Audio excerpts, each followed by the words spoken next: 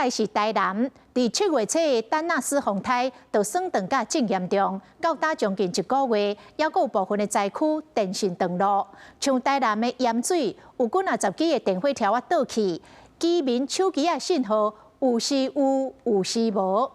北门嘛有900户的人家已经1个月无电视通看了。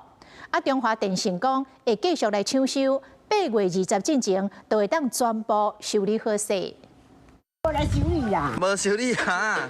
这个附近人沿路行，看到的产园不是种农作物，是囤真侪铁片、电话条啊，倒几啊支，电线甲金蕉甜甜做一伙。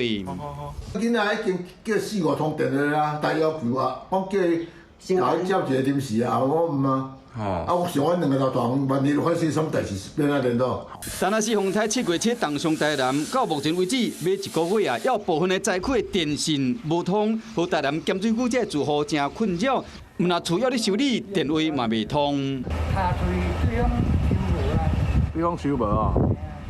对啊，足困扰的啊！即摆你搁像我行去中华电信去2、3座，去就讲就叫摆安尼。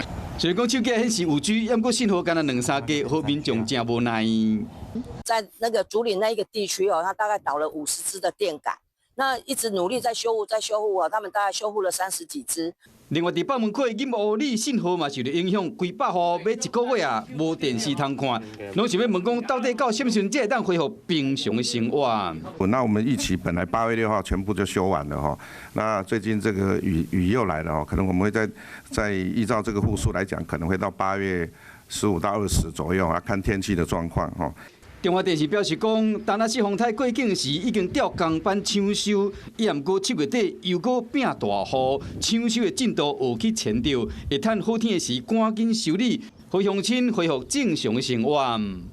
Hello， 我是林仙怡，想要抢先掌握最及时的新闻资讯吗？赶快订阅、按赞、开启小铃铛，锁定华视新闻 YouTube 频道。